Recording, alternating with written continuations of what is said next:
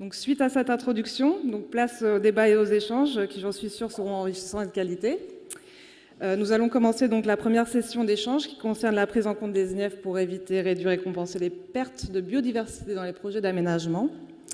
Et j'invite Brian Padilla, animateur de cette session et chef de projet recherche et expertise de la séquence ERC et du ZAN, donc à s'installer sur la scène. Bonjour à tous et merci à Fanny déjà de m'avoir proposé d'animer cette première séquence. On va parler de biodiversité, d'aménagement du territoire et on va parler plus précisément de la prise en compte des INEF dans l'instrument de l'action publique qui vise à la neutralité écologique, donc l'absence de perte nette de biodiversité. C'est la séquence éviter, réduire, compenser. Alors avant de débuter la table ronde, je vais vous présenter quelques éléments qui nous permettront d'alimenter le débat et qui font état de la mise en œuvre de la compensation au sein des INEF. Alors pourquoi est-ce qu'on va parler de compensation et pas de l'ensemble de la séquence ? Tout simplement parce que depuis 2016, il existe une base de données géolocalisée des mesures compensatoires qui s'appelle GeoMCE et c'est sur la base de ces données qu'on va vous proposer ce petit bilan qui a été réalisé avec l'aide précieuse de Salomé Gelot qui est dans la salle et que je remercie. Mais rassurez-vous, pendant la table ronde, on va bien sûr parler de l'ensemble de la séquence et notamment de la prise en compte des INEF pour éviter les impacts. Alors pour commencer, je vais vous proposer un petit rappel du diagnostic de l'IPBES que vous connaissez certainement très bien concernant le déclin de la biodiversité. D'après la synthèse des travaux internationaux, les 5 principales causes de cette crise, c'est le changement d'usage des terres, c'est la surexploitation des ressources, le changement climatique, les pollutions et la compétition qui est causée par certaines espèces exotiques envahissantes. Alors il y a un consensus assez fort maintenant qui se construit pour considérer que c'est les 2 premières causes qui sont également les principales et que leur déterminant, c'est l'intensification des usages de l'espace par l'homme au détriment des écosystèmes. Donc c'est ce qu'on va appeler dans un langage vernaculaire et pas toujours bien heureux, l'artificialisation des sols. Alors on peut établir le même diagnostic en France, quelle que soit la manière dont on définit l'artificialisation, et malgré les confusions assez fréquentes qu'on peut avoir avec la notion d'urbanisation ou d'imperméabilisation, d'abord parce que l'urbanisation, qui est évidemment un facteur d'artificialisation, elle croît, et elle croît surtout bien plus vite que la population, environ 3 fois plus rapidement ces 15 dernières années. Ce qui fait que par habitant, la superficie urbanisée est de plus en plus importante. Maintenant, si on parle d'artificialisation, on va aussi s'intéresser aux facteurs d'intensification des usages et notamment des usages agricoles. Et là, on peut considérer aujourd'hui que 47% du territoire national est sensiblement anthropisé, c'est-à-dire qu'il est soit urbanisé, soit couvert par des infrastructures imperméabilisantes, ou soit exploité intensivement pour l'agriculture. Alors la puissance publique, elle a bien sûr identifié ce problème, elle a proposé ses réponses pour au moins en partie tenter de neutraliser ce phénomène. Et si je dis en partie, c'est parce que l'instrument dont on va parler, il ne cible pas, ou en tout cas pas directement, les incidences qui sont occasionnées par l'intensification des usages agricoles. On pourrait en débattre, mais ce n'est pas vraiment l'objet de ce matin. Par contre, ici, bien sûr, les incidences sur la biodiversité qui sont susceptibles d'être occasionnées par les projets, les plans et les programmes. Et donc, il s'agit bien de cette fameuse séquence ERC qui existe depuis 1976 et qui a évolué au gré des réformes qui l'ont construite peu à peu. Alors, vous savez probablement tous en quoi elle consiste, mais je me permets quand même le petit rappel classique. Il s'agit, lorsqu'une activité porte atteinte à la biodiversité, de prendre les mesures dans cet ordre précis qui permettent d'éviter au maximum les incidences, de réduire celles qui n'ont pas pu être évitées en amont, et enfin de compenser les impacts résiduels en générant un gain de biodiversité qui soit équivalent à la perte occasionnée. Donc, sur le papier, ou en tout cas dans la loi, c'est un instrument fort qui doit nous permettre de neutraliser les atteintes à la biodiversité occasionnées par l'aménagement et donc supposément d'enrayer son déclin. Dans la pratique, on voit que les choses sont un peu différentes. D'abord parce que la quasi-totalité des mesures ERC, elles sont prescrites dans le cadre des évaluations environnementales, donc seulement pour les projets, les plans et les programmes qui y sont soumis, ce qui est loin d'être le cas de tous. Et pour être plus précis, c'est d'ailleurs pour les projets qui sont soumis à étude d'impact que la plupart des mesures sont prises et beaucoup moins pour les plans et programmes.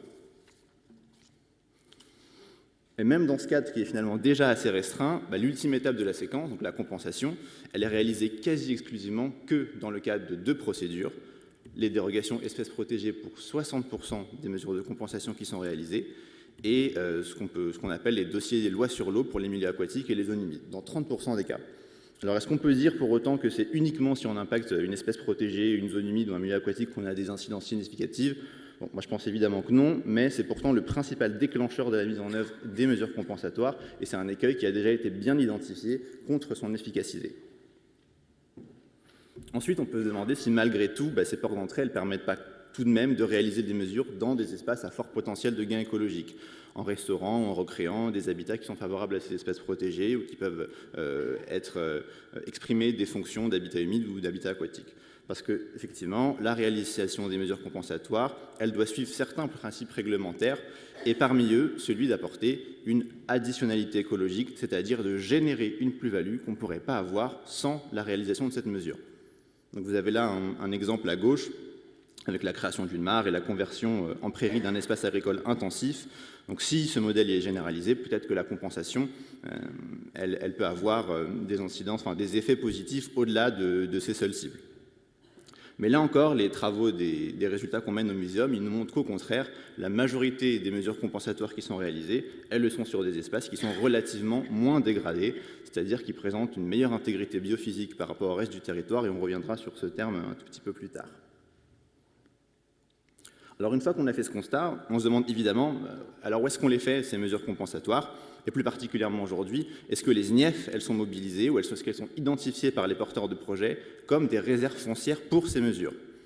En regardant les données géolocalisées de mesures compensatoires, qui représentent quand même 4355 mesures en France métropolitaine, on se rend compte qu'il y en a 34% qui sont réalisées en SNIEF, soit de type 1, soit de type 2, et en faisant le focus sur les SNIEF de type 1, avec lesquels le croisement nous a semblé plus pertinent, étant donné la précision relative de leur délimitation par rapport à l'enjeu écologique identifié, et on se rend compte que ça représente quand même 21% des mesures compensatoires qui sont réalisées sur des SNIEF de type 1, et que ça représente même un tiers de la surface totale des mesures qui sont déclarées.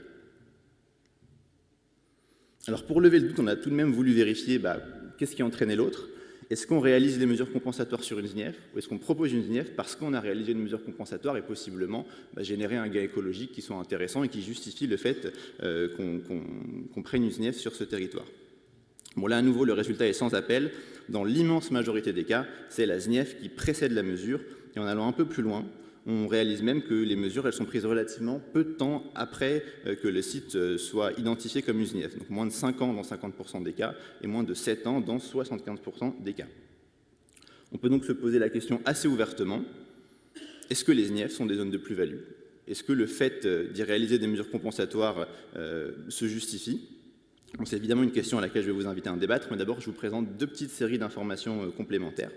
La première, elle se base sur les données d'intégrité biophysique du projet CarNat, qui, en résumé, a modélisé à une résolution de 20 mètres l'état d'éloignement du pixel à ce qu'il serait sans transformation anthropique. Et donc ici, on l'a utilisé comme un indicateur du potentiel de gain écologique. Et ce qu'on constate, c'est que l'intégrité biophysique dans les SNIEF de type 1, elle est relativement meilleure que celle sur l'ensemble du territoire, sans trop de surprise. Ce qui va donc nous conduire à questionner l'additionnalité écologique des mesures compensatoires qui sont prises dans les SNIEF. Et puis le dernier petit point que je vous présente avant qu'on passe au débat, c'est de regarder un peu plus précisément quels sont les types de mesures compensatoires qu'on réalise dans ces SNIEF de type 1. Parce que évidemment, le fait qu'il n'y ait pas de potentiel de gain écologique doit aussi être mis en balance avec l'action qui va être générée sur la SNIEF et qui doit permettre d'avoir cette plus-value. Donc là, je précise quand même que les dernières données que je vais vous présenter, elles sont sur un petit échantillon des SNIEF, parce que c'est dans le cadre d'un travail en cours, et qu'on a reclassé, sur la base des données de GeoMCE, les objectifs de compensation qui sont portés par ces mesures, et donc ça prend en compte que les mesures post-2017, 2017 inclus, mais ça fait quand même 300 mesures de compensation qui sont réalisées dans les SNIEF. Et là, on se rend compte quand même que plus de 30% des mesures de compensation qui sont prises dans les SNIEF sont uniquement des mesures de gestion conservatoire, et que 10% des mesures de compensation qui sont prises dans les SNIEF sont des mesures qu'on qualifiera de ponctuelles, donc c'est classiquement on creuse des mares, on pose des nichoirs, on pose des hibernacles pour les amphibiens et des reptiles. Donc c'est quand même classiquement ce qu'on va considérer comme les mesures qui apportent le moins de plus-value écologique, en tout cas celle pour laquelle la plus-value écologique est le plus discutée en termes de portée de l'action, et ça représente quand même quasiment la moitié des mesures qui sont réalisées sur des SNIEF. Et si on prend l'autre côté du spectre, les mesures qu'on va considérer comme apportant le plus de gains écologiques parce qu'elles vont amener le plus grand changement, notamment dans l'occupation du sol, on se rend compte qu'elles sont très largement sous-représentées. C'est moins de 3% des mesures qui sont des mesures de désartificialisation ou de conversion des cultures. Donc avec la grosse partie des mesures, où on est sur des mesures qu'on a un peu du mal à qualifier, qui sont souvent présentées comme des mesures de restauration ou de création, et pour lesquelles les informations qui sont présentées dans la description des mesures sont assez peu informatives. Donc voilà, je vous ai fait un bilan express de chiffres un peu brutal. J'ai plutôt l'habitude de raconter des histoires quand je fais des présentations, mais je voulais juste vous balancer quelques chiffres pour que vous les ayez à l'esprit au moment où on va discuter. Et donc pour poursuivre les échanges, j'invite les participants à la table ronde à me rejoindre. Donc le Alagnès, qui est chargé de mission réglementation espèces protégées à l'ADREL Nouvelle-Aquitaine, Lorraine Dumont, qui est directrice de l'environnement chez Vinci Construction, Yael Jardinier, qui est chef de projet à la CDC Biodiversité, et Maxime Zucca, que je n'ai pas vu mais qui est arrivé, super, qui est vice-président de la commission Espèces et communautés biologiques du CNPN. Alors si vous avez des questions sur la présentation, vous pourrez les poser pendant la table ronde. On va lancer un petit peu le débat en posant 2-3 questions à nos invités, mais si vous avez déjà envie de participer, je vous invite à vous manifester tout de suite. Et Fanny, j'imagine qu'on va avoir de quoi faire circuler un micro dans la salle. Donc évidemment, on a une petite heure pour discuter de tout ça et je vous invite à participer, surtout si vous avez un témoignage, une expérience à apporter. Je sais qu'il y a plein de personnes qui ont l'habitude de traiter de ces questions de prise en compte des INIEF dans l'aménagement du territoire aujourd'hui et c'est une très bonne occasion pour que vous nous fassiez profiter de vos expériences. C'est bon, vous avez tous un micro ? Alors, je vais essayer de me mettre quand même de venir à vous voir, parce que sinon c'est dommage, et qu'on puisse m'entendre. Alors on va faire en gros cette table ronde en 2 temps. Dans la première, on va se poser une question un peu large. Est-ce que les INIEF sont utilisés pour identifier des zones prioritaires pour l'évitement ? Et donc en gros, le fil rouge qu'on va suivre, c'est on sait que les INIEF représentent globalement des sites qui présentent des enjeux de conservation pour la faune, la flore ou les habitats. Alors est-ce qu'ils doivent être évités en priorité lors de la réalisation de projets, même s'ils ne présentent pas de contraintes réglementaires directes ? Donc la première question, je vais la poser à Lorraine, donc directrice de l'environnement chez Vinci Construction. Et donc dans la conception d'un projet, est-ce que la présence du INIEF est susceptible de faire évoluer l'emprise du projet ? Comment est-ce que vous gérez cette identification du INIEF dans l'emprise d'un projet chez Vinci ? Bonjour Brian, bonjour à tous et à toutes. Juste une petite parenthèse pour commencer sur la gestion des INIEF.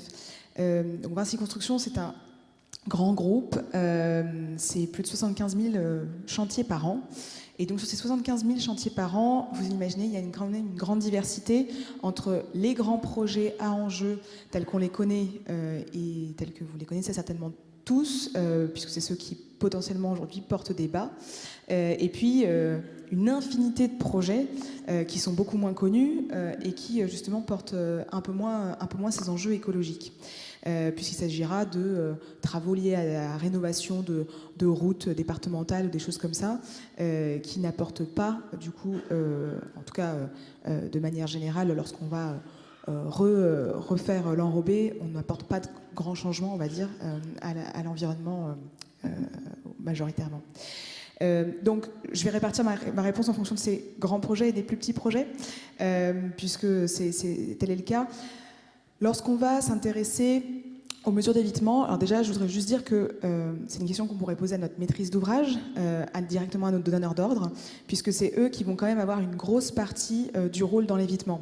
Lorsqu'on va parler d'un tracé, que ce soit sur un projet neuf ou sur un élargissement d'un tracé déjà existant, que ce soit sur une route, une autoroute ou une LGV par exemple, eh bien c'est notre donneur d'ordre initial qui va prendre ce rôle de l'évitement majoritairement. Néanmoins, nous on accepte tout à fait notre responsabilité d'entreprise dans ce cadre-là, et donc les mesures d'évitement, elles vont intervenir. Donc du coup, par rapport au tracé même et à l'évitement de la SNIEF en tant que tel, on va intervenir plutôt sur des mesures où on va décider de déplacer par exemple une base travaux sur laquelle on va installer nos algécos, etc., de le placer d'une zone à enjeu vers une zone qui a beaucoup moins d'enjeux. C'est également le travail qu'on va faire lorsqu'on va décider en conception, lorsqu'on dispose de la conception, ce qui ne représente que 10% de nos projets en réalité, de pouvoir passer en viaduc plutôt qu'en remblai, par exemple. Donc ça, c'est, on va dire, les gros projets. Les gros projets, on a très peu de moyens de pouvoir travailler sur les mesures d'évitement. Lorsqu'on va parler sur des plus petits projets, que ce soit sur la rénovation départementale, élargissement départemental, là on a travaillé justement dans le cadre de notre partenariat qui a 10 ans avec Patrinat. Dans le cadre de ce partenariat, Patrinat a élaboré un outil qui s'appelle œil. œil pour outil, alors on va y arriver. Outil pour l'évaluation exactement des impacts sur la biodiversité dans le contexte d'infrastructures linéaires. Voilà, on arrive à l'acronyme œil.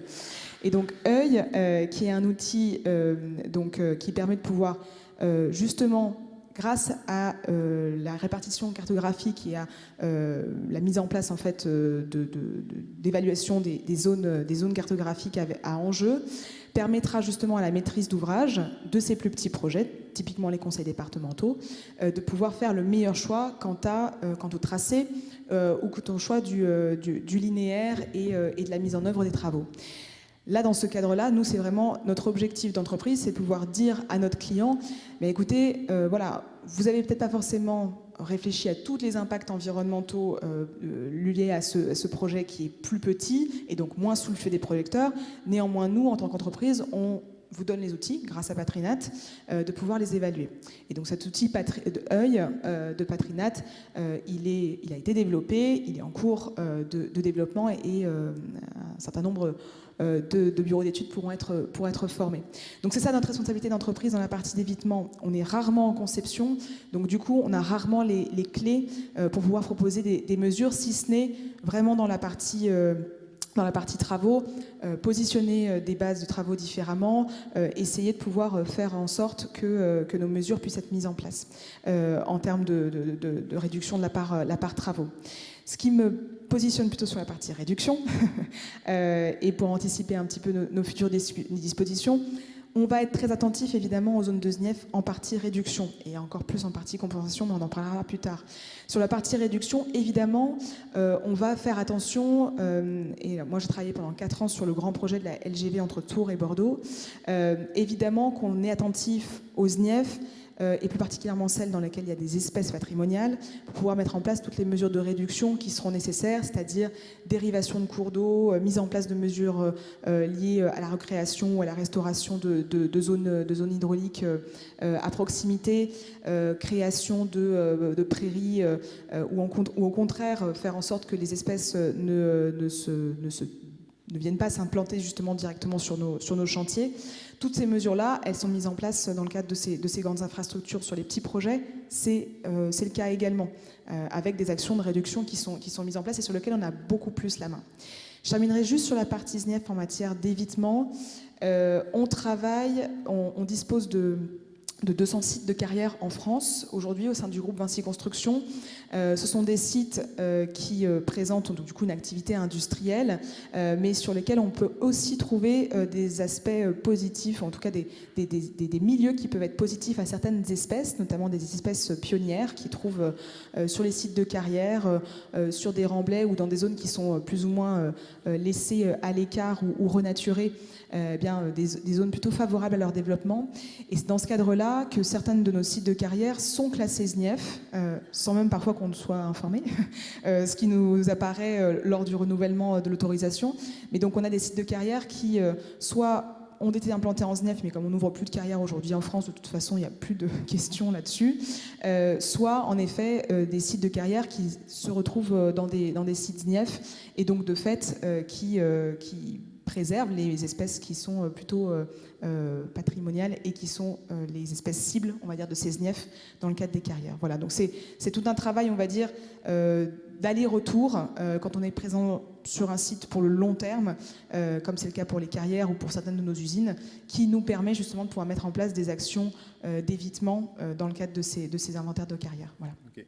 Merci beaucoup. Je vais juste revenir sur un petit point que tu as mentionné avant et qui m'a semblé assez intéressant, le fait que tu fasses un focus sur la notion d'espèce patrimoniale et en parlant d'un outil qui a été effectivement développé par Patrinat. Je ne connais pas parfaitement sur le bout des doigts, mais j'ai déjà eu l'occasion d'y jeter un œil. Et de mémoire, si je ne dis pas de bêtises, on a aussi une hiérarchisation des enjeux réglementaires, sur la base des contraintes réglementaires qui vont être opposées à la présence d'une espèce, et là pas sur sa notion de patrimonialité. Donc typiquement sur la question des INIEF, c'est une question qui est assez récurrente et qu'on peut se poser donc, de ton expérience chez Vinci Construction, mais j'imagine qu'elle pourrait être élargie à d'autres types d'aménagements. Je ne sais pas s'il y a d'autres porteurs de projets, représentants de porteurs de projets dans la salle. Est-ce que c'est un élément, la notion de contrainte réglementaire et le risque d'engager des procédures qui vont conduire in fine à la mise en place de mesures d'évitement et de réduction de compensation, ce que je disais tout à l'heure, que c'est quand même quasi exclusivement via ces procédures réglementaires qu'on réalise vraiment des mesures, ou en tout cas qu'on arrive à les documenter. Est-ce qu'il ne manque pas quelque chose lorsqu'on identifie une ZINEF? Si on n'a pas d'espèce protégée dedans, bah, c'est raté, on fera moins que si on a une espèce protégée. Ou alors, est-ce que vraiment on intègre dans le cadre de l'élaboration et des choix programmatiques du projet le fait de se dire non, ben là je sais qu'il y a des enjeux, peu importe le fait qu'il y ait une espèce protégée ou pas, comment est-ce que vous réagissez face à ça? De toute façon, je pense qu'il y a, enfin, je suis assez d'accord avec toi, il y a un vide réglementaire sur le fait que lorsqu'on n'a pas d'espèce patrimoniale dans une ZINEF, le régime de dérogation, si tu veux, à destruction d'espèces protégées fait que on est quand même assez limité pour la mise en place de ces mesures-là. On va être beaucoup plus, comment dire, challengé, j'arrive pas à dormir, mais on va être beaucoup plus sous le feu des radars lorsqu'il y aura une espèce patrimoniale par l'IDREAL, par les associations, que lorsqu'il n'y en a pas, malheureusement. Lorsqu'il y a présence de ZNIEF, et comme tu l'as dit, comme vous l'avez dit, elles sont présentes de manière beaucoup plus renforcée, et c'est une bonne chose sur le territoire national. Aujourd'hui, l'absence d'espèces patrimoniales va quand même réduire très fortement l'intérêt réglementaire pour le sujet. Et donc, de fait, ça ne nous incite pas forcément à aller vers une plus grande protection. C'est pas pour autant qu'on n'en fait pas. Et je pense que c'est quelque chose aussi à avoir bien en tête. C'est pas parce que il n'y a pas d'espèces patrimoniales qu'on va se permettre de tout faire à n'importe quoi. On est quand même réglementé, notamment, enfin, je prends encore une fois l'exemple des carrières. On ne fait pas n'importe quoi dans une carrière. On est suivi de manière régulière par les associations de protection de la nature, avec lesquelles on met en place des partenariats justement pour le suivi des espaces et des espèces. Je tiens à dire que les deux sont de plus en plus liés, ne serait-ce que dans les dossiers qui sont remis au DREAL et qui autorisent justement la mise en place de ces carrières. Et puis après, sur les travaux, je vais encore faire ma distinction. Bien évidemment que la présence d'une espèce patrimoniale va mettre un coup de projecteur beaucoup plus important sur une zone en fonction de sa présence ou de son absence. Néanmoins, lorsqu'il y a zone humide, on va avoir un intérêt tout aussi fort sur le cortège d'espèces qui pourront l'habiter, et parce qu'elle est reconnue comme zone humide. Donc je pense qu'il y a eu quand même beaucoup de travail qui a été fait, en tout cas au sein de nos équipes, sur certaines zones, qu'elles soient qu'il y ait présence d'espèces patrimoniales ou pas. Merci. Gaël, je représente très rapidement la CDC Biodiversité, donc tu es chef de projet à la CDC Biodiversité, opérateur de compensation. Vous arrivez surtout en bout de chaîne, donc vous n'êtes pas forcément partie prenante et de la réalisation des états initiaux et de l'analyse des incidences des projets. Par contre, quand vous êtes sollicité par un porteur de projet qui doit réaliser des mesures compensatoires, et ben, vous devez quand même vous engager directement à voir si les services que vous allez proposer permettent de compenser l'incidence qui vous est présentée. Est-ce que tu peux nous dire comment est-ce que vous interprétez le fait qu'un projet puisse porter atteinte à des espaces ZNIEF et comment est-ce que vous conseillez ou vous orientez le maître d'ouvrage dans ces situations-là? Oui, alors, en effet, CDC Biodiversité, c'est un opérateur de compensation. Nous, on travaille surtout sur la partie compensation. On ne travaille pas à la définition des impacts résiduels significatifs, donc ceux qui vont permettre de voir si on doit déclencher les phases de compensation ou pas. Donc, on n'a pas cette vision précise de savoir quelles sont les espèces, enfin, quels sont les secteurs qui sont impactés. Nous, on nous donne en général un cahier des charges disant on a telles espèces qui sont impactées, il y a des impacts résiduels après mise en œuvre des mesures d'évitement et de réduction, et du coup, il nous faut des solutions de compensation. Cela dit, effectivement, pour pouvoir proposer des mesures de compensation avec en espérant qu'il y ait une certaine équivalence écologique, il faut qu'on ait une certaine connaissance des sites d'impact et qu'on puisse pouvoir faire cette évaluation. Et donc, on va aller se renseigner un petit peu, chercher quelques informations, mais on a toujours un niveau d'information qui est assez léger. Et quand on sait que le maître d'ouvrage travaille sur des SNIEF, on va toujours chercher à les encourager à aller faire des inventaires pour évaluer la présence des espèces qui sont mentionnées dans les SNIEF, tout simplement. On n'a pas une très grande marge de manœuvre sur cette partie de la séquence. On va surtout les encourager, essayer de faire en sorte que ce soit pris en compte le mieux possible. Mais voilà, nous, la séquence évitement-réduction, on peut donner du conseil, mais après, en général, le maître d'ouvrage, il fait appel à une maîtrise d'œuvre qui est chargée de ces études-là. Et c'est vrai que c'est un travail qui est assez spécifique, c'est pour ça que nous, on n'y touche pas trop. C'est aussi un travail compliqué et avec beaucoup d'enjeux, qui peut-être c'est pas toujours pris suffisamment sérieusement, ou peut-être qu'il n'y a pas suffisamment de temps pris pour les faire. Mais effectivement, pour définir des impacts résiduels significatifs après mise en œuvre des mesures de réduction et d'évitement, normalement, c'est tout un travail sur la population pour savoir s'il va y avoir cet impact résiduel, comment il est, comment on le quantifie, est-ce que ça va toucher la population, et notamment parce que dans le cadre des dérogations espèces protégées, la ligne directrice, c'est quand même de ne pas ne pas avoir un impact sur la population. Donc on n'est pas purement au niveau de l'individu, mais au niveau de la population globale. Donc ça nécessite en théorie d'avoir une étude assez poussée de la population. Donc nous, on fait confiance à les maîtrises d'œuvre qui va faire les études sur les impacts, les espèces qui seront impactées et qui vont définir l'impact résiduel significatif. On va apporter un conseil en disant oui, là vous êtes quand même dans une zone qui est potentiellement et à enjeu. À notre avis, c'est sous-estimé, ou à notre avis, ça a l'air bien, mais c'est juste du conseil. D'accord. Je ne sais pas si dans la salle il y a des représentants de bureaux d'études qui réalisent des états initiaux et des analyses des incidences, mais si c'est le cas et que vous voulez témoigner ou répondre aux premiers propos qui ont été tenus, n'hésitez pas. Sinon, moi, j'ai une question pour Chloé. Donc, Chloé, tu es chargée de mission dérogation espèces protégées à l'ADREAL Nouvelle-Aquitaine.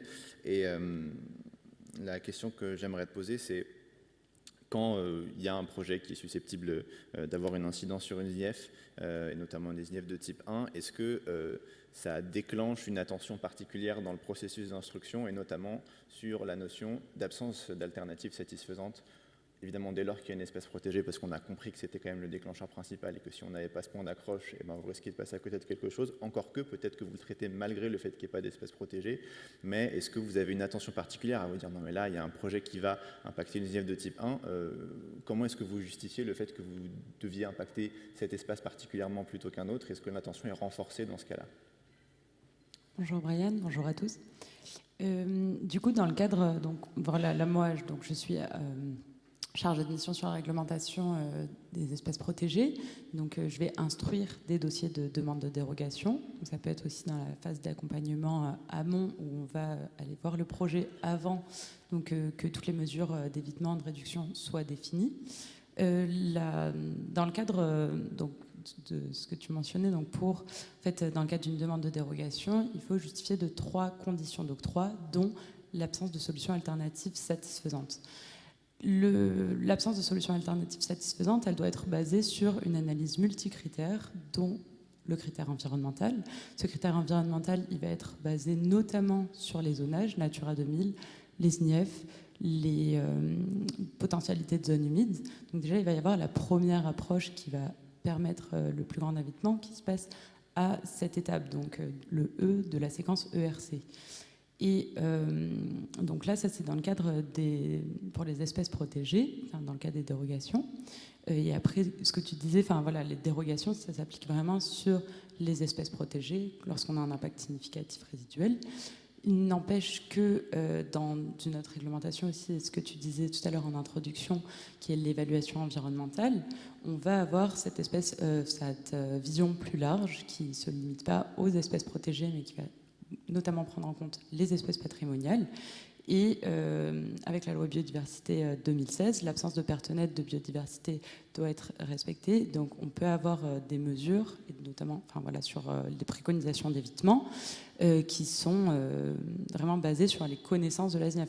C'est-à-dire qu'une SNIEF, pour nous les instructeurs, ça va vraiment nous apporter de la connaissance en termes faunistiques ou floristiques qui nous permet déjà d'avoir une première approche des enjeux de territoire et qui permet, je pense, pour les porteurs de projets d'avoir cette première approche avant même la réalisation d'inventaire dans le cadre du projet.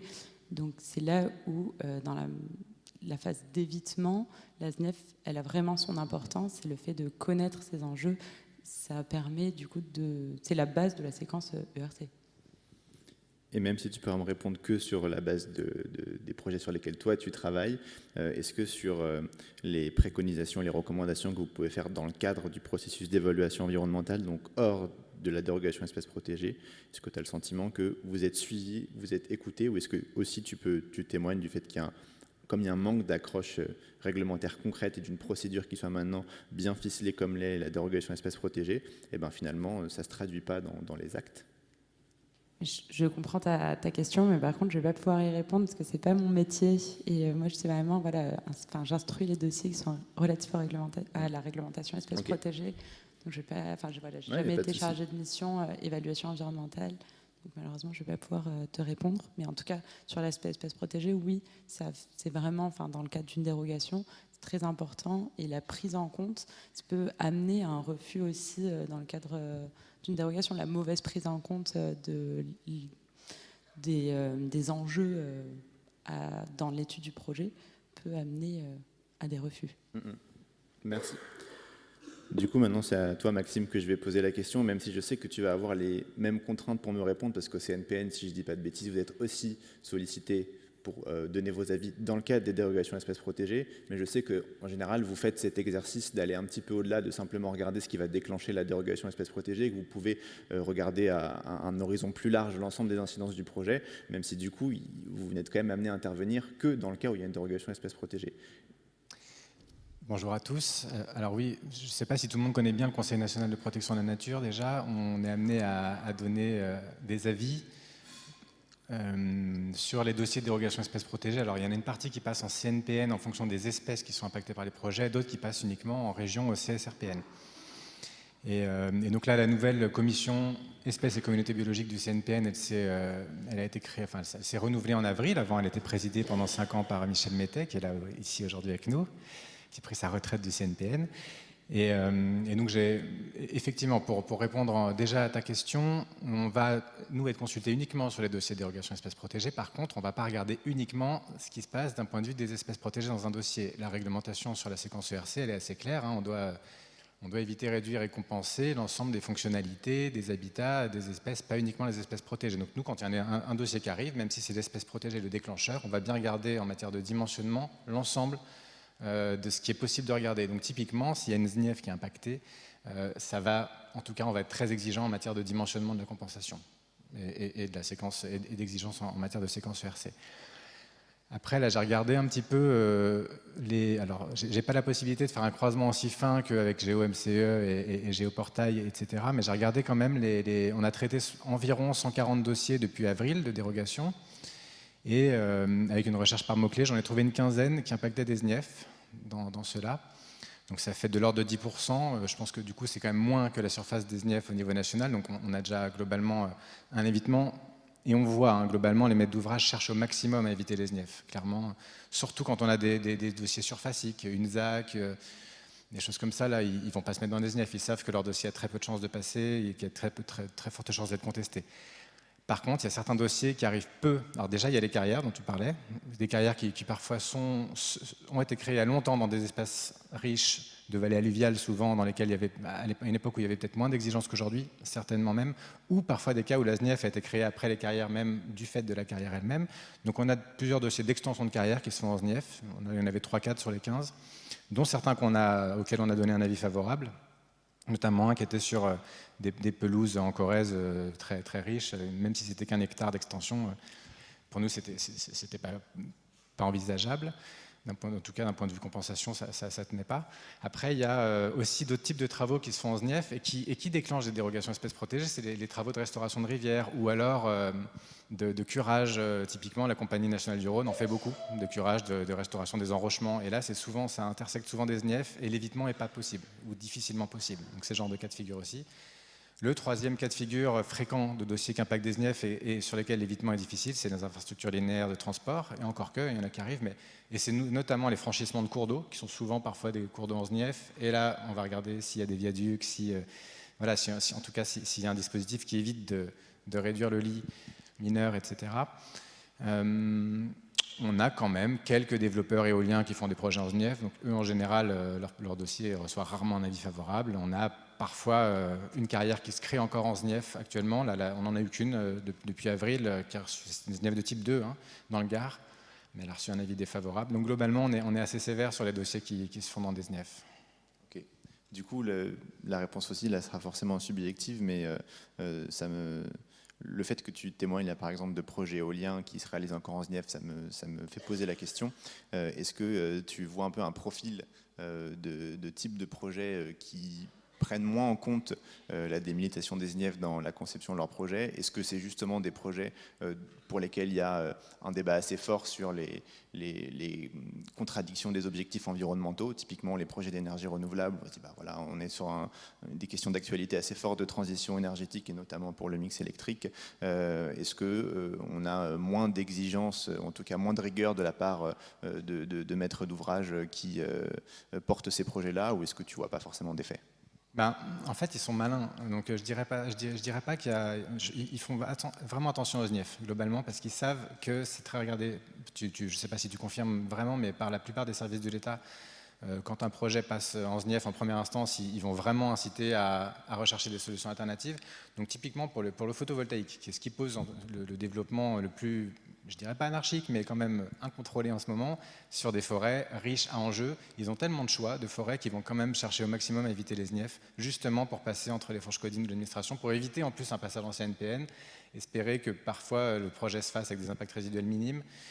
Donc il y a quand même une tentative d'éviter les SNIEF, ce qui ne veut pas dire éviter les impacts sur la biodiversité, parce que je pense que c'est aussi quelque chose dont vous discuterez ces 2 jours, mais l'inventaire SNIEF, il est loin d'être achevé, et il y a énormément de sites à enjeu qui ne sont pas en SNIEF, et qui posent de vrais problèmes en matière d'aménagement.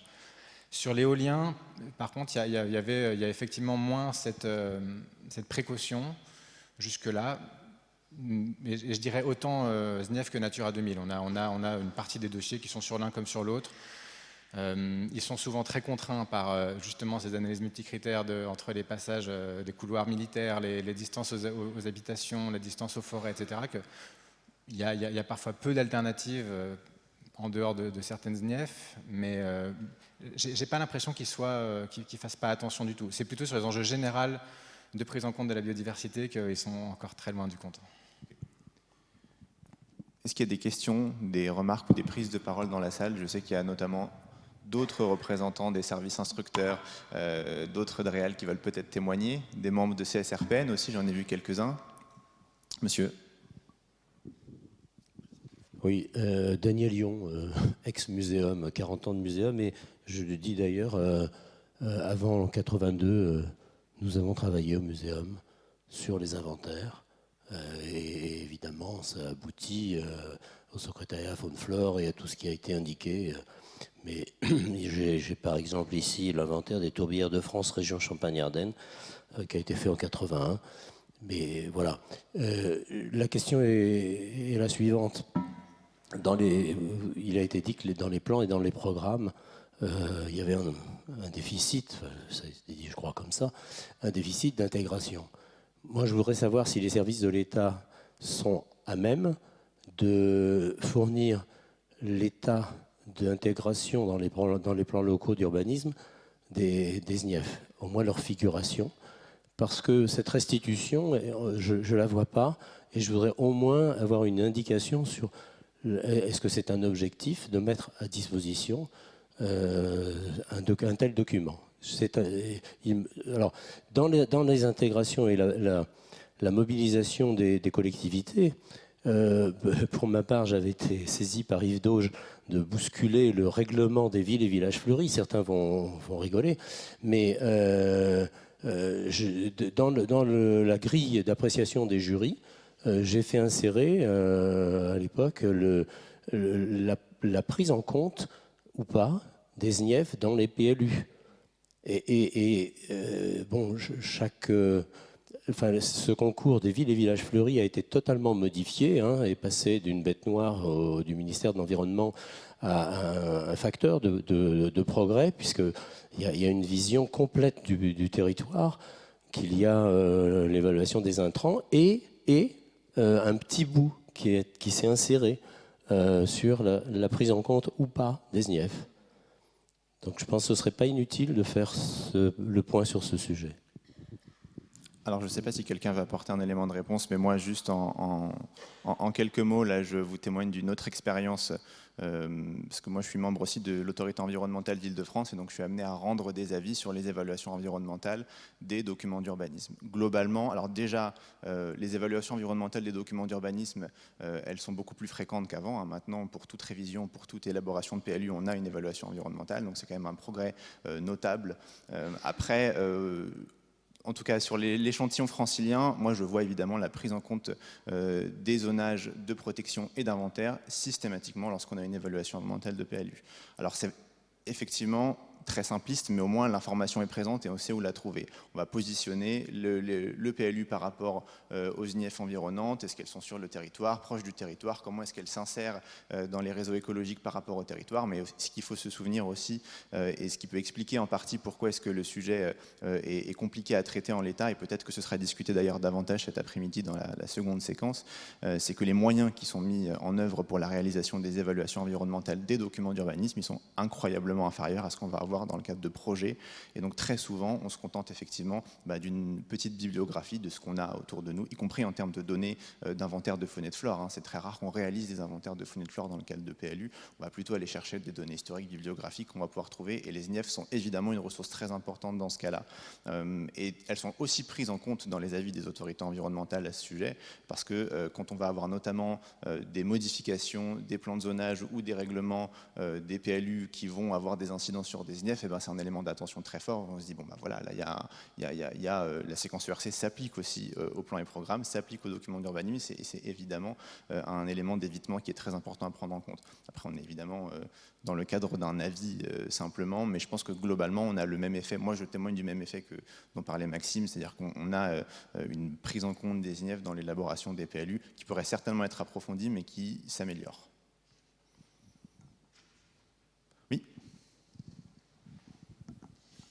Bonjour, nous sommes l'ANCA, donc les Amis naturalistes des Coteaux d'Avron, une association agréée pour le département de la Seine-Saint-Denis.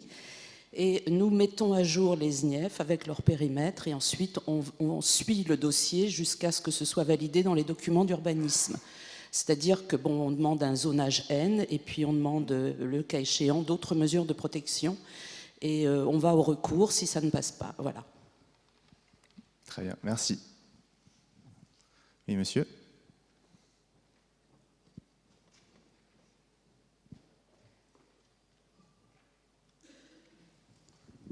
Oui, bonjour, Pierre Migaud, je suis membre du CNPN depuis de nombreuses années et puis du CSRPN Île-de-France, donc j'ai eu à instruire et à étudier soit en séance, soit en pré-instruction des dossiers. C'était pour témoigner un peu dans le sens de Maxime. C'est vrai que moi, on voit rarement quand même, les mesures, il y a beaucoup les projets sont présentés avec des mesures d'évitement des SNIEF. J'ai rarement, dans les dossiers que j'ai instruits, j'ai rarement vu des projets qui sont vraiment insérés dans les zones de SNIEF. Donc les services instructeurs, ils font très attention et les maîtres d'ouvrage, à mon avis aussi, parce que sinon, nous, on serait très exigeants. Déjà, toutes les zones SDF à côté du projet sont situées, donc c'est important aussi pour nous de le savoir. Donc je voulais témoigner sur l'importance des SNIEF, en plus effectivement des informations qu'elles nous apportent par les inventaires qui sont qui sont mis à disposition sur les zones de SNIEF entourant la zone projet. Et puis je voulais vous faire une observation par rapport à votre exposé, parce que enfin, c'est peut-être moi qui ai mal compris, mais quand vous avez fait votre exposé, j'ai cru que vous parliez finalement des zones, enfin, d'utiliser les zones de SNIEF comme zones de compensation. Et ça m'a un peu troublé parce que pour moi, si vous voulez, une zone de SNIEF est une zone riche finalement, dans laquelle il y a des espèces particulières, comme vous l'avez souligné.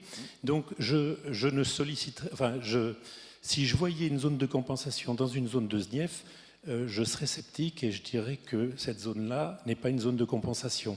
Donc, alors c'est peut-être une confusion, mais pour les gens qui sont peut-être moins férus ou moins compétents, il faut faire attention. Enfin, moi, je l'ai compris comme étant, enfin, les zones de SNIEF sont des zones de compensation. Alors après, dans vos interventions, j'ai bien compris que c'était quand il y avait le projet toucher une SNIEF, la partie évitement est très importante, hein, vous l'avez souligné les uns ou les autres, mais en compensation, je ne prendrais pas une SNIEF pour faire une zone de compensation. En tout cas, vos propos ont pu le laisser entendre comme ça. Je comprends tout à fait. Et pendant qu'on donne le micro à monsieur, je vous réponds quand même que vous m'avez parfaitement compris. Il y a bien 20% des mesures de compensation qui sont réalisées sur des SNIEF de type 1.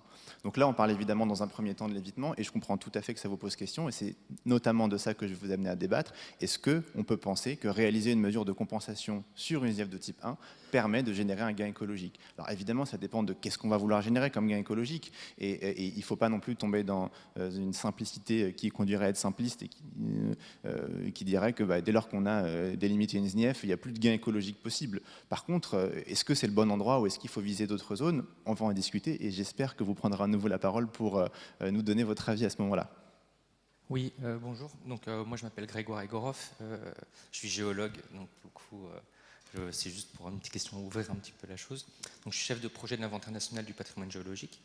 Et je me demandais, en écoutant là, par rapport aux avis qui sont donnés par le CNPN, donc justement, ça parlait de carrière, et je me demandais si la géologie pouvait apparaître comme une compensation aussi par moment.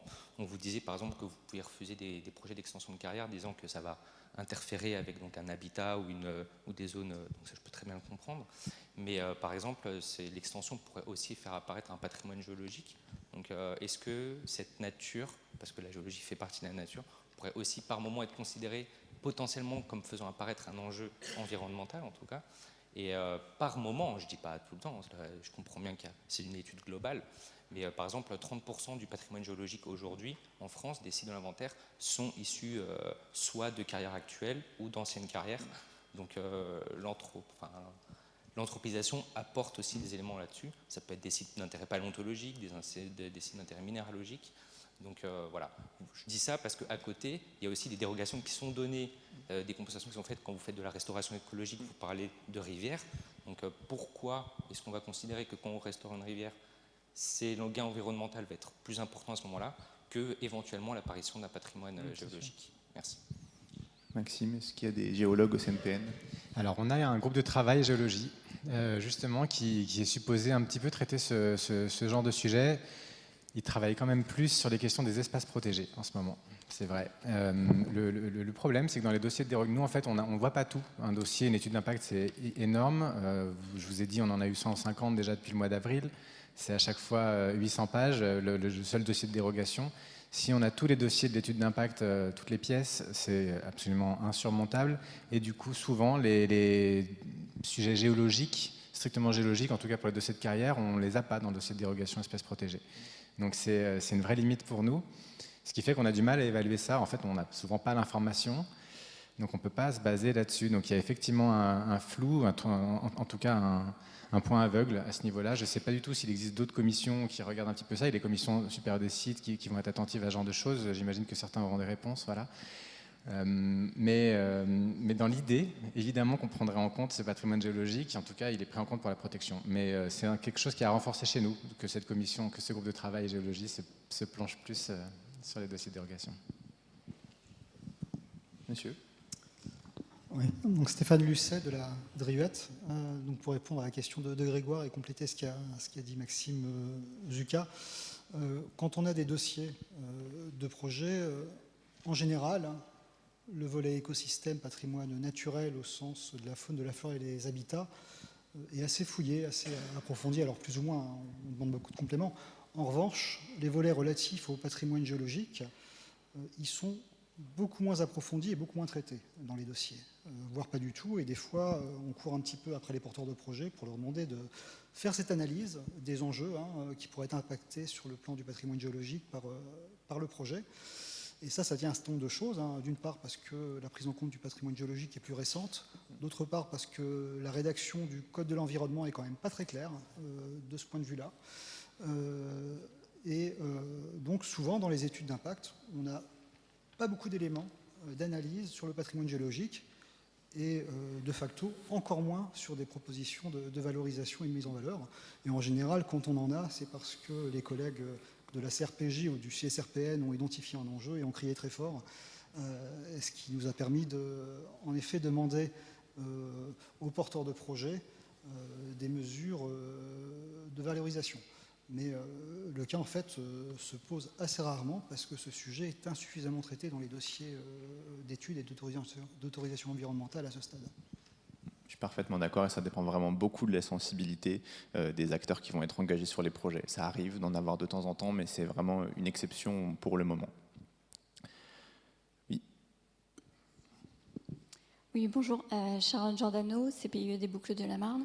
J'ai travaillé pendant plusieurs années en bureau d'études. Donc du coup, voilà, avec cette vision de bureau d'études, je voulais apporter quelques compléments d'informations et puis appuyer un peu tout ce qui a été dit. C'est vrai que quand on établit une étude d'impact, la présence même d'une ZNIEF crée un warning au maître d'ouvrage. Ce n'est pas un warning rouge comme pourrait l'être la présence d'espèces protégées, mais il y a quand même une attention particulière qui est portée, sachant que dans quand même beaucoup de communes, les ZNIEF sont intégrées au PLU en tant que zone naturelle. Et ce n'est pas forcément sur ces zones-là que les projets d'urbanisation sont établis. Ce n'est pas systématiquement le cas. Il y a un autre point aussi qui est important, et je suppose que tous les bureaux d'études le font. Alors ça, c'est peut-être Maxime qui pourra le confirmer, mais nous, en tout cas, on intégrait en tant qu'espèce patrimoniale les espèces déterminantes de ZNIEF. Même si elles ne sont pas menacées, même si elles ne sont pas rares, etc. Donc, de facto, une espèce déterminante de ZNIEF était considérée comme espèce patrimoniale, mais avec un enjeu faible si ça ne s'accompagnait pas d'un autre statut de menace ou de protection. Donc c'est sûr que ces espèces-là, elles sont prises en compte de manière un peu moins forte que d'autres. Et je rebondis aussi, vous disiez du coup que il y avait très peu de dossiers instruits de projets sur des ZNIEF. C'est peut-être aussi simplement parce qu'il n'y a pas assez de ZNIEF. Si on avait plus, on aurait peut-être plus de recoupement entre des ZNIEF et des projets, parce que quasiment systématiquement sur tous les sites qu'on inventorie dans le cadre de projets d'aménagement, dont des ZAC ou autres projets, il y a une liste assez importante d'espèces déterminantes de ZNIEF. Donc ça veut bien dire qu'il y a encore plein de sites à classer pour avoir aussi un poids supplémentaire pour éventuellement freiner l'artificialisation des sols. C'est très intéressant ce que vous dites, déjà parce que moi je note et je trouve que c'est plutôt intéressant d'avoir ce retour, y compris de la part de membres du CNPN, que les ZNIEF ont quand même un effet, et donc ça a été confirmé notamment par Lorraine, par un peu tous les intervenants pour le moment, les ZNIEF ont un effet sur l'évitement, et que malgré le fait que ce ne soit pas une délimitation qui soit réglementaire, eh ben, elle a une incidence assez forte dans la manière dont on conçoit et dont on programme l'aménagement du territoire. Donc je trouve que c'est quand même plutôt une bonne nouvelle et il faut le souligner. La question qu'on peut se poser, qui est peut-être un peu piège, c'est est-ce que la rareté renforce cet effet et le fait qu'on ait que 10% du territoire qui soit classé en ZNIEF 1, il me semble, c'était ça que tu m'avais dit, Mathieu. Voilà, 11%, est-ce que ça renforce le fait qu'on a une attention particulière sur ces 11%-là et qu'on les évite, et que si on arrivait à 35%, eh ben on les éviterait peut-être moins? Je ne sais pas, c'est une question ouverte que je pose, mais je me demande s'il n'y a pas un effet du fait de la rareté relative des ZNIEF de type 1 notamment, au fait qu'on les presse davantage en compte et qu'on pourrait perdre cet effet-là si jamais on en avait beaucoup plus. Ce qui ne veut évidemment pas dire qu'il ne faut pas faire plus de ZNIEF, c'est absolument pas mon propos, mais voilà, c'est une question que je pose. Quelqu'un avait demandé la parole? Oui. Bonjour, Jérémy Thomas. Je voulais revenir sur l'attractivité des ZNIEF pour mettre des mesures compensatoires dans ces zones-là. Donc vous disiez c'était 20%, c'est ça? Oui. Est-ce que vous avez fait le travail de regarder la localisation des projets qui ont engendré ces mesures compensatoires pour savoir si ces projets étaient dans les SNIEF à la base, du coup qui pourraient avoir des mesures compensatoires plausibles J'aurais adoré, et ça me permet de faire passer un message au ministère, et j'espère qu'on aura l'occasion d'en discuter. Pour l'instant, on ne peut pas faire le lien entre les données de compensation géolocalisées et les projets qui ont déclenché ces mesures. C'est pas prévu dans les bases de données qu'on puisse les... Donc on ne sait pas. En fait, on a une grosse base de données de mesures de compensation, mais on n'arrive pas à retrouver les projets qui ont D'accord, parce qu'en tant que développeur, je vois pas aucun intérêt en fait de mettre une mesure compensatoire en SNIEF lorsque le projet est en dehors d'une SNIEF. On va y venir. Je pense que c'est un point très important et que c'est parfait parce que vous nous amenez à la transition de cette table ronde et qu'il est temps de passer à cette question. Est-ce qu'il y a un intérêt à réaliser des mesures de compensation sur des SNIEF? Pourquoi est-ce qu'on prend des mesures de compensation sur des SNIEF?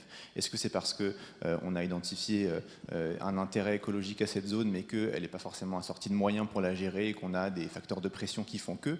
Je pense que c'est en grande partie pour ça, hein, même si on se rend compte avec les chiffres que j'ai donnés qu'on a quand même 40% des mesures où on a de la gestion conservatoire. Et donc par gestion conservatoire, on entend que peut-être qu'on a identifié un facteur de pression, mais que l'action qui est entreprise, elle n'est pas importante. Donc c'est simplement, par exemple, on empêche la fermeture du milieu parce qu'on sait qu'on est sur des milieux ouverts qui sont susceptibles de se refermer, et donc on va prendre les mesures nécessaires pour essayer de faire en sorte que ces milieux ne se referment pas. Mais on n'est pas sur une réouverture de milieux qui sont déjà refermés. C'est la distinction qu'on pourrait donner, même si elle n'est pas parfaitement claire, entre la gestion conservatoire et une action qu'on qualifierait de restauration.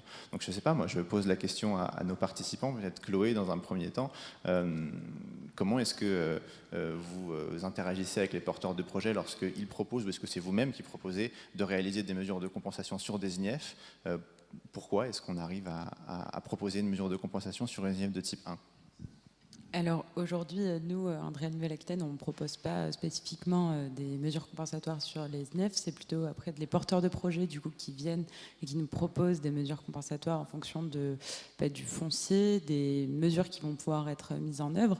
Ce que tu disais entre le fait de réouvrir complètement un milieu, chaque milieu a aussi son écosystème et du coup un milieu qui est établi depuis longtemps. Le fait de venir aussi le réouvrir complètement, on va modifier. Donc la question de la compensation ici, c'est d'apporter une plus-value. La plus-value, c'est de ne pas engendrer de moins-value non plus pour des espèces qui seraient déjà présentes et qui utiliseraient le milieu. Donc en fait, on se retrouve aussi sur ce concept vraiment de plus-value. Et donc on peut avoir de la plus-value cette plus-value, elle va être plus ou moins importante en fonction des mesures qu'on va prendre. Donc une mesure de restauration, elle va avoir une plus-value plus importante qu'une mesure de gestion. Du coup, on va modifier les pratiques de gestion. Mais concrètement, après, du coup, tu avais présenté un schéma tout à l'heure où justement on voit qu'on doit atteindre le niveau de moins-value engendré par le projet et le compenser. Si on a une faible plus-value sur une surface donnée, du coup on peut aussi élargir cette surface pour avoir plus de plus-value. Donc en fait c'est toujours cette notion et c'est ça qui définit aussi un peu ce qu'on voit dans les dossiers, de ratio de compensation qui... Et c'est vraiment le lien. Donc même si, en fonction du type de gestion, de restauration qu'on va faire, qui va être menée, on va avoir une plus-value plus ou moins importante. La surface, elle va conditionner aussi, du coup, la plus-value globale. Oui, j'imagine que, alors on ne l'a pas calculé précisément, mais c'était implicite à un des chiffres que je vous ai donné. Donc si on a 20% des mesures, 21% des mesures qui sont réalisées sur des SNIEF de type 1, elles représentent un tiers de la surface totale des mesures de compensation. C'est donc bien qu'on a des mesures de compensation qui sont relativement plus grandes quand elles sont réalisées au sein des SNIEF que hors des SNIEF. Donc peut-être que c'est effectivement un élément de réponse, et j'entends donc c'est une réponse intéressante que tu nous donnes, savoir que vous ne proposez pas en Nouvelle-Aquitaine des mesures sur des SNIEF de type 1 et que ça vient plutôt de la part des maîtres d'ouvrage. Du coup, je pose la même question à Gaëlle et à Lorraine. Je ne sais pas qui veut répondre dans un premier temps. Qu'est-ce qui vous amène à proposer par exemple des mesures de compensation compensation sur des SNIEF, si tant est que vous le faisiez à la CDC de biodiversité, peut-être que ce n'est pas du tout le cas. Alors en fait, la compensation, trouver des solutions de compensation, c'est un compromis entre beaucoup de contraintes. Et notamment, il y a la contrainte de la disponibilité du foncier et la proximité avec l'impact et la temporalité pour l'atteinte des gains écologiques. Donc quand on cumule tout ça, on va déjà avoir un nombre de possibilités limité. Et alors nous, on ne va pas orienter directement vers des SNIEF, encore moins des SNIEF 1, puisqu'effectivement, pour qu'un site soit éligible à la compensation écologique, il faut qu'on puisse obtenir un gain écologique. Et sur des sites en bon état de conservation, le gain écologique va être très faible. Donc il va falloir, si jamais on s'intéresse à ce genre de site, il va falloir jouer sur des surfaces beaucoup plus grandes, beaucoup plus grandes. Donc nous, l'idée, on ne va pas directement aller chercher des SNIEF. C'est vraiment pas du tout l'objectif. Nous, dans notre démarche, on fait une étude spatiale, géographique, avec toutes les données qui sont disponibles, et on va aller chercher les espaces qui seraient préférentiellement dégradés dans un secteur autour du site d'impact. Donc en fonction des espèces qui sont concernées, il va falloir qu'on cherche des sites qui sont à proximité de noyaux de population, parce qu'il y a des espèces qui ne sont pas très mobiles, ou alors on a un peu plus de latitude si c'est pour des espèces mobiles. Et ensuite, on va aller s'intéresser à chaque site qui pourrait potentiellement accueillir des mesures de compensation. Alors, initialement, dans notre recherche géographique, on avait supprimé tous les sites qui étaient déjà protégés, qui avaient un statut de protection permettant de garantir qu'il y avait quand même des mesures pour préserver les espèces. Et à un moment, les SNIEF, on les sortait aussi des sites potentiellement éligibles à la compensation. Et puis finalement, on les a remis parce qu'il y a certaines SNIEF qui sont quand même malgré tout avec les pressions dans des états assez dégradés, surtout en Île-de-France. Donc on ne s'interdit pas de les étudier. Voilà, une fois qu'on a identifié d'un point de vue sous SIG les sites qui seraient potentiellement intéressants pour la compensation, on va sur site et on évalue la plus-value qui pourrait être obtenue. Donc, potentiellement. si je comprends bien, c'est seulement s'il n'y a pas mieux, à proximité fonctionnelle. Alors, seulement s'il n'y a pas mieux, on va chercher, déjà les premiers critères, ça va être de pouvoir obtenir, le site où il y a le plus de gains écologiques, qu'on peut sécuriser facilement parce que soit c'est à la vente, soit on peut avoir une convention avec le propriétaire et qui puisse garantir une pérennité du projet sur la durée des engagements. C'est l'optimum. Après, effectivement, la pression foncière est tellement importante sur certaines régions que, de fait, on va devoir se rapatrier, se pencher sur des sites qui sont loin d'être idéaux. Mais c'est souvent le cas. On n'a pas beaucoup de sites idéaux. Aussi parce que les friches industrielles qu'on aimerait bien pouvoir renaturer, c'est réservé pour du recyclage urbain. Le foncier hors de prix parce que c'est constructible. Enfin voilà, il y a beaucoup de choses qui font que on voudrait pouvoir faire mieux, mais on ne peut pas toujours. Et dans tous les cas, oui, c'est la SNIEF et les habitats qui sont les mieux conservés, c'est pas du tout ce qu'on cible pour faire la compensation. Lorraine, peut-être. Je m'inscris sur ce qui vient d'être dit. Je pense que dans les mesures compensatoires qui sont proposées, d'une part, il y a un historique à prendre en compte, c'est-à-dire que parfois on a des mesures compensatoires qui arrivent parce qu'elles arrivent d'une histoire du projet, c'est-à-dire qu'évidemment il faut qu'on ait sanctuarisé les mesures compensatoires en amont, donc sur des projets de très long terme. Lorsqu'on parle de grandes infrastructures, ça fait plusieurs années déjà qu'ils ont été sanctuarisés. Et donc du coup, on arrive avec cette histoire de mesures compensatoires qu'on n'a peut-être pas forcément nous choisi en tant que constructeur, mais qui arrive de par l'histoire du projet et la manière dont ils étaient sanctuarisés. Souvent, on est content quand même de les avoir initialement, surtout quand on a beaucoup de mesures compensatoires à réaliser, comme c'est le cas aujourd'hui sur les grands projets d'infrastructures linéaires. Donc je pense qu'il y a la question de l'histoire, il y a la question, comme Gaëlle l'a très bien dit, de la proximité. Et ça, comme tu l'as dit également, il y a des espèces qu'on ne déplace pas. Bien, des espèces à intérêt floristique. Je pense aussi à des espèces clairement d'invertébrés sur lesquels on a des besoins de compensation assez forts et qu'on a vraiment du mal à pouvoir justifier dans nos dossiers de l'efficacité de la mesure, si évidemment elle est faite beaucoup plus loin que ces zones-là. Ces infrastructures linéaires, elles croisent des zones d'intérêt majeur. Enfin, moi, je parle encore de mon expérience sur la LGV, mais il y avait 14 zones Natura 2000 qui étaient traversées par cette LGV. Donc, en fait, en termes de zones de compensation, évidemment, on était entouré de zones Natura 2000 presque sur cette LGV. Donc, en fait, il y avait aussi une difficulté à aller chercher un foncier qui était dégradé. Donc ça, voilà, c'est aussi la position du projet en tant que tel. Et puis en dernier lieu, je pense que évidemment, on va pas aller vers des SNIEF de manière directe, à part si évidemment elles sont dans une zone dans laquelle on est en capacité de pouvoir compenser à proximité du projet. L'intérêt, évidemment, pour nous, ça va aussi de pouvoir être amené un levier supplémentaire de protection lorsque la SNIEF surtout peut être dégradée. Et donc là, de proposer au service de l'État des mesures de compensation avec évidemment des restaurations de milieux naturels, notamment de restauration de milieux humides qui ont été réalisées. Et on a aujourd'hui, sur des mesures compensatoires qui ont été réalisées en SNIEF, un suivi qui est plutôt très favorable par rapport à ce qui aurait pu se passer si la mesure compensatoire n'avait pas eu lieu, avec un retour de certaines populations, ou en tout cas un accroissement de population des espèces qui étaient les espèces cibles. Je leur dis encore, même si ce n'est pas initialement l'objectif, évidemment, le fait qu'on ait des espèces dans nos mesures de compensation, eh bien, c'est ce qui fait qu'on va aller plutôt vers un espace plutôt qu'un autre.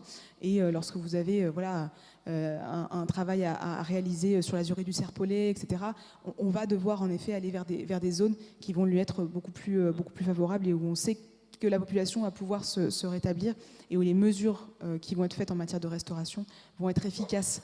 Donc voilà, c'est aussi renforcer ce qui a pu être fait.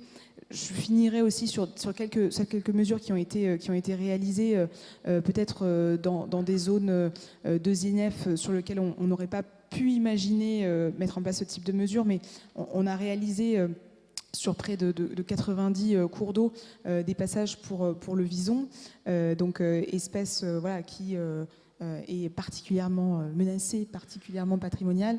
Et je pense que ces mesures-là, on n'aurait clairement pas pu les faire si on n'avait pas eu autour un peu une assurance que réaliser des franchissements pour les mammifères semi-aquatiques ça aurait pu réellement fonctionner.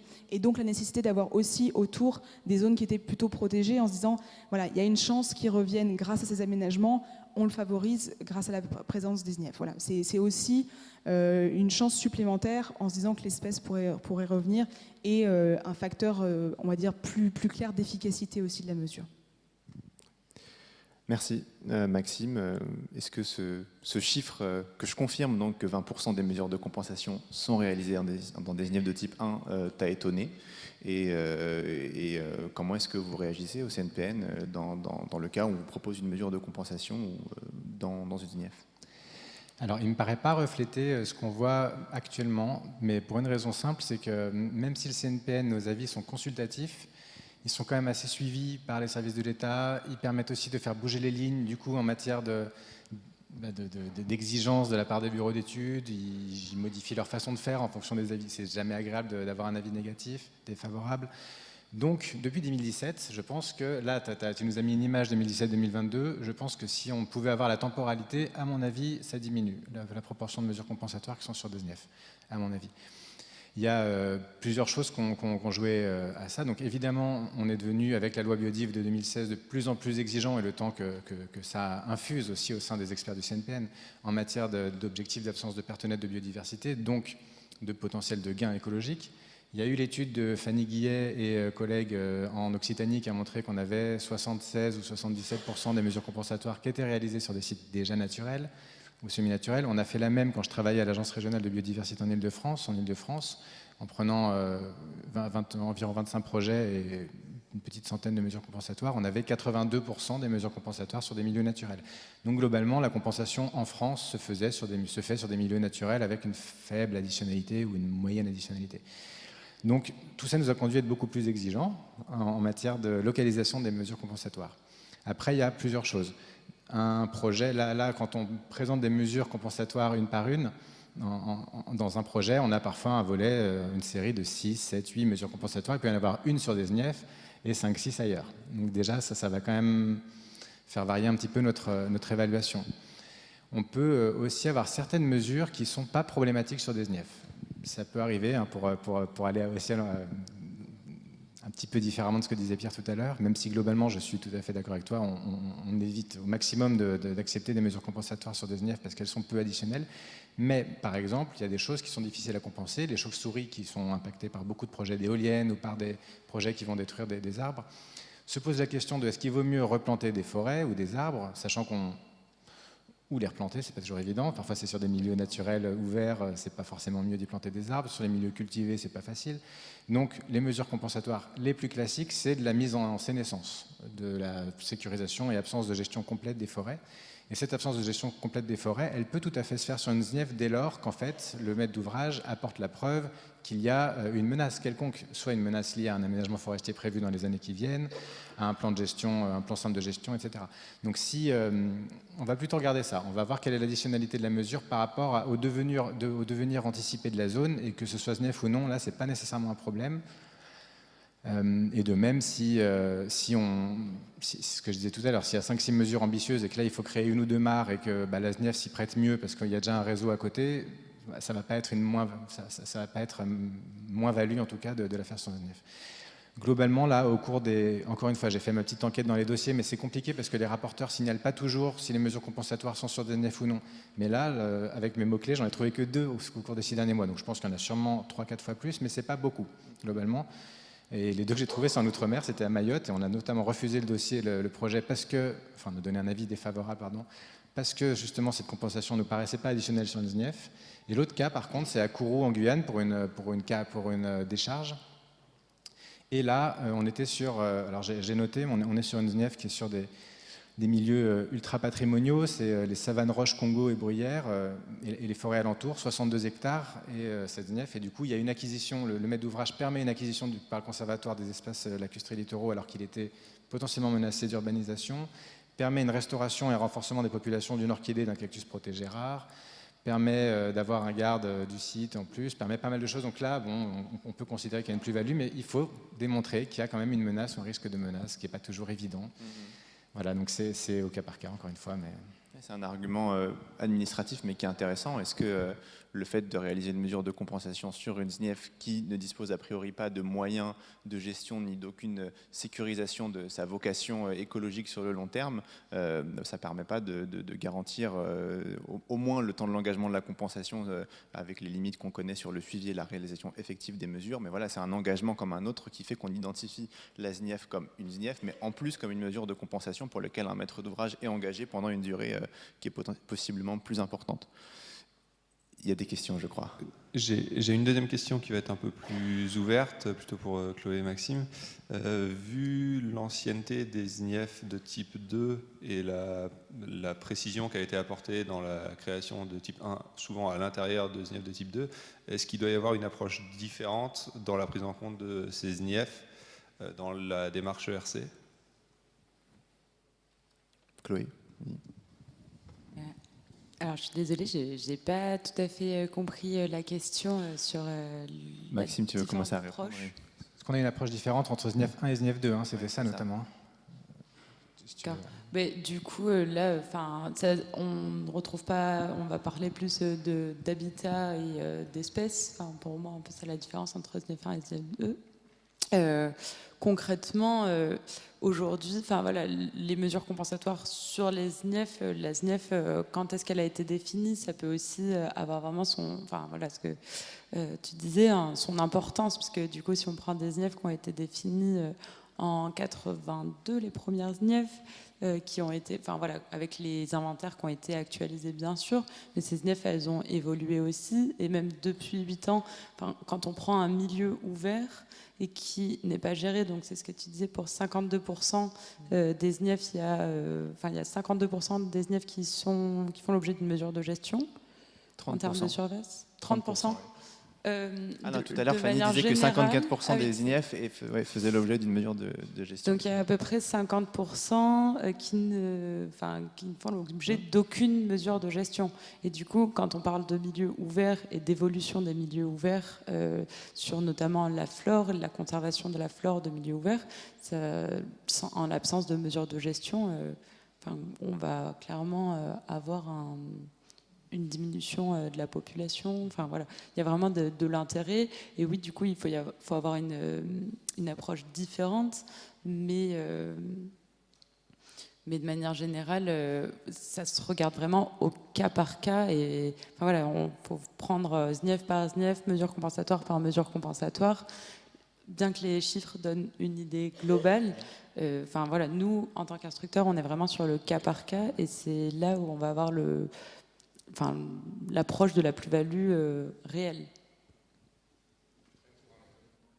Vas-y, je pense que c'est globalement, on ne considère pas du tout les SNIEF de type 2 comme les SNIEF de type 1 en matière d'alerte patrimonialité. Les SNIEF de type 2, c'est quand même une enveloppe fonctionnelle, pour nous en tout cas plus. On est aussi conscient de l'ancienneté, donc du coup, effectivement, les inventaires. Mais c'est souvent quelque chose qui fait défaut et qu'on redemande tout le temps, c'est que l'état initial des mesures compensatoires est souvent mal fait ou pas fait, parce que les bureaux d'études n'ont pas le temps, c'est pas prévu dans leur marché initial, donc ils arrivent avec une proposition de mesure compensatoire, où qu'elle soit, et on ne sait pas ce qu'il y a sur le site, donc comment évaluer un gain potentiel si on ne sait pas quel est l'état initial de la mesure. Donc là, que ce soit SNIEF ou non, c'est un autre sujet. Ça, il y a d'autres questions dans la salle? Oui, bonjour, Arnaud Rélou, donc Patrinat, c'est CRPN Île-de-France et je le crains, ancien cerbère de l'inventaire. Déjà, juste première remarque pour rebondir, visiblement on n'a pas entendu l'avertissement de Pierre-Édouard ce matin. Donc dans le cours de la matinée, 3 fois le terme classement a été dit pour SNIEF. Je propose de faire un bocal à gros mots, où on met de l'argent à chaque fois qu'on dit le mot, puisqu'en fait c'est des inscriptions, bref. Il y a une expression qui n'a pas été prononcée depuis le début de la matinée, c'est état de conservation. Et je pense que c'est ça, en fait, le nœud du problème. C'est pas parce que les SNIEF sont inscrites à l'inventaire et qu'elles témoignent d'un patrimoine particulier, exceptionnel, ce qu'on veut, mais remarquable, qu'elles sont en bon état de conservation. Et c'est probablement là, en fait, où la question ERC a sa plus-value, particulièrement sur les SNIEF, ailleurs aussi, mais sur les SNIEF, puisque les SNIEF, c'est de la connaissance, c'est pas de la gestion, et effectivement, c'est là où on peut aller. Après, moi, quelque chose qui m'a inspiré, c'est qu'il y a un défi des SNIEF qui n'a pas été évoqué, c'est que les SNIEF, c'est spatial, et qu'il y a plusieurs dimensions au volume des SNIEF, et quand on parle notamment des carrières, de la géologie, des chauves-souris en particulier, on peut parler aussi de ce qui est souterrain, et on protège ce qu'on connaît, mais souvent on ne regarde pas ce qu'on ne voit pas. C'est le cas pour toute la biodiversité aquatique, c'est le cas aussi de la biodiversité souterraine. Et en ce moment, on a beaucoup de questions. J'imagine que tu l'évoquais à moitié, Stéphane, au niveau du CSRPN Île-de-France. C'est tous les projets qui tournent autour du Grand Paris, où on produit énormément de gravats et on a une grande politique de sécurisation des carrières souterraines. Et en fait, on est en train de, plus ou moins, de détruire de la nature qu'on n'est pas allé chercher, qu'on n'est pas allé observer souterraine. Et là, pour le coup, la notion de la compensation, eh bien, quand ça arrive sur notre table du CSRPN, on n'a pas de constat, on n'a rien à mettre en avant, alors que pourtant, on sait que ça va atteindre tout un tas d'espèces protégées, d'espèces qui, si elles sont protégées, elles sont déterminantes de SNIEF, mais on n'a pas pu aller faire des SNIEF dans ces endroits-là. Et on a aussi toutes ces questions-là qui se posent sur des milieux qui, pour le coup, eux, étaient probablement en très bon état de conservation, mais on n'est pas allé voir. Et il y a ces questions-là qui se posent, en fait. Voilà. Oui, merci beaucoup. Et avant de donner la parole pour une autre question, puisque c'était plutôt une remarque, je répondrai quand même juste sur un point très rapidement. Il faut faire attention à ne pas tomber dans l'écueil quand on parle de séquences éviter, réduire, compenser, notamment de compensation, de penser que la compensation, elle vise à améliorer l'état de conservation. Ça peut être un levier pour, mais l'objectif, c'est de générer un gain qui soit équivalent à une perte. Et ce qu'on a dit, ce que j'ai dit un peu dans l'introduction, et qui n'est pas forcément l'objet du débat de ce matin, mais dont vous avez peut-être tous plus ou moins entendu parler si vous vous intéressez à la mise en œuvre de la séquence, c'est le fait qu'on a un focus sur certains éléments de biodiversité lorsqu'on réalise la séquence éviter, réduire, compenser, et que ce focus, c'est un cadre qui est restreint et qui ne nous permet pas de considérer l'ensemble des incidences. Ce qui fait qu'il y a une crainte et peut-être une parcimonie qui se discute très largement de la part de personnes qui observent et qui commentent la mise en œuvre de la séquence, qui est à se dire, étant donné qu'on la réalise que sur une très petite proportion des incidences qui sont effectivement réalisées lorsqu'on aménage le territoire, il faut qu'on sécurise un des points les plus sensibles et les plus déterminants du déclin de la biodiversité. C'est ce que je disais en introduction, c'est la perte et la fragmentation d'espaces naturels. Et c'est pour ça qu'il y a parfois une opposition assez forte vis-à-vis de la séquence ERC qui est à dire « Ah, mais on compense en réalisant des mesures de compensation sur des espaces naturels ». D'autres diront « Mais bien sûr qu'il y a la possibilité de générer des gains sur des espaces naturels parce que justement on peut s'intéresser à la notion d'état de conservation, notamment au regard de certains habitats ou certaines espèces. » Et puis d'autres qui diront « Bah oui, mais en fait le principal problème c'est que la biodiversité elle manque de place, alors il faut lui en rendre. Et donc il faut que les mesures de compensation, elles s'attellent en priorité à désartificialiser ou en tout cas lever une intensification des usages de l'homme sur les espaces au détriment des écosystèmes. Et c'est ce débat-là qui est insoluble et qui mériterait un séminaire entier, mais on ne va pas orienter les débats maintenant, qui peut justifier aussi le fait qu'on parle beaucoup, de réalisation de la compensation sur les INEF et pas forcément d'état de conservation.